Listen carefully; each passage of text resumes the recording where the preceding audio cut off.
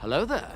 Alright, we gotta talk a little bit about this ending to Godzilla Minus One because it's insane when we find out from director Takashi Yamazaki that what we are seeing on Noriko's neck at the end of the movie are actually G-cells. We are going to break down what it means, we are going to break down the villains that actually involve G-cells and what it ends up leading to in the Godzilla lore. We're going to break it all down in this video. If you guys enjoy my MonsterVerse content, Godzilla content, or any kind of content like that, consider subscribing and let's get into it.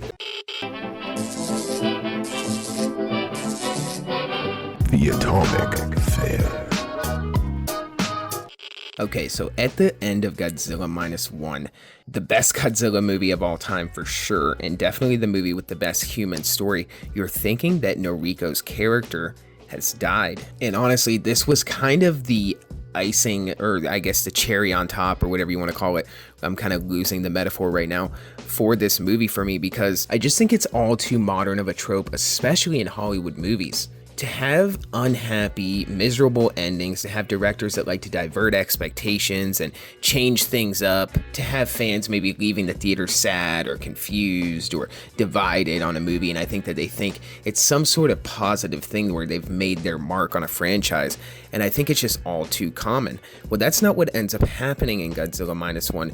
We get what actually seems to be a happy ending with a teaser of what could potentially be to come, and that is the survival of Godzilla. You see, one of the final scenes in the movie is actually seeing Godzilla's body at the bottom of the ocean, or sinking to the bottom of the ocean and beginning to bubble up and come back to life as if he's starting to regenerate.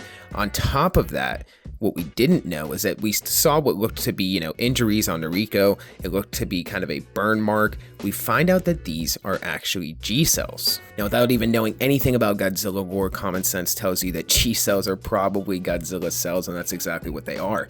These led to the creation of many different villains in the Heisei era of Godzilla, some of Godzilla's best villains of all time that many fans are begging and demanding to see in the MonsterVerse. Characters like Biollante, characters like Space Godzilla. Biollante was actually spliced together between G-cells, a dead scientist's daughter who he was trying to kind of bring back to life in some way, and a rose, which, I've said this in every video I've talked about Biollante. I think it's ridiculous. I don't know why you would think that would bring your daughter back to life, but nonetheless, that's the origin.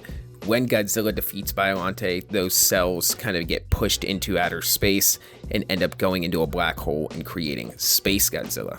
Now, at this point, not only could we see Space Godzilla or Biollante, or maybe even leading to the creation of a character like Destroya if those G-cells get in touch with an oxygen destroyer and maybe fuse with a crustacean like crab. That could be a new origin for Destroya. But we could see an entirely new kaiju, and I think people are underestimating Toho's ability to take a stab at a new kaiju. The reason I say this is because of the MonsterVerse's success with introducing various new titans. I could see Toho starting to get a little bit edgy here and thinking, okay, we're gonna bring our own kaiju to the table to kind of match up with the Americans who are pushing out, characters like Shimo and Scar King and the Mudos and the Skull Crawlers, all these cool titans who fans have grown to love and accept just as well as some of the classic Godzilla villains. And Takashi Yamazaki has talked a lot about his potential to want to do a sequel to the movie. He said that he has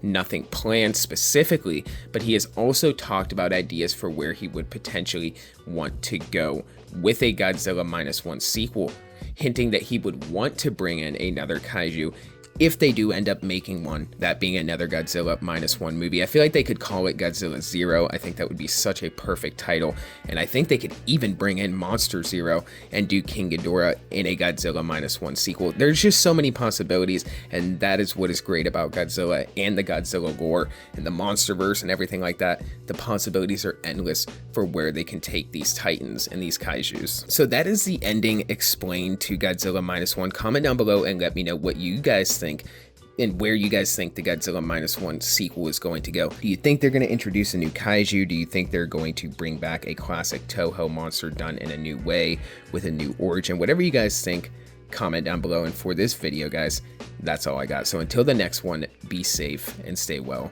Bye-bye.